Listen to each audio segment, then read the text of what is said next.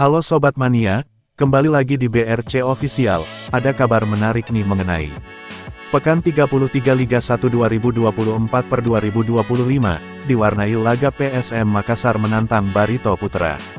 PSM Makassar bisa saja memberi pil pahit kepada Barito Putra di hadapan pendukungnya, di Stadion Demang Lehman, Martapura, Kalimantan Selatan, Sabtu, tanggal 17 Mei tahun 2025. PSM Makassar bisa mengantar Barito Putra degradasi jika meraih kemenangan.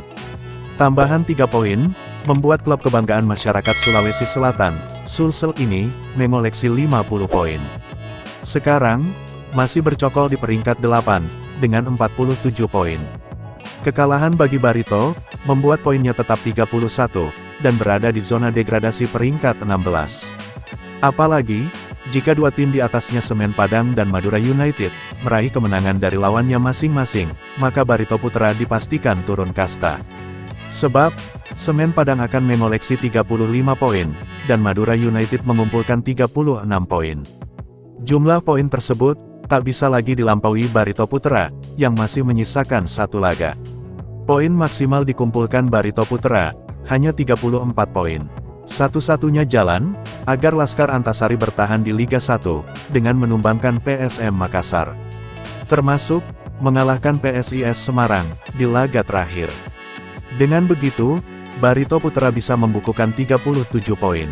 Sembari berharap, Semen Padang dan Madura United, tergelincir di dua laga terakhir.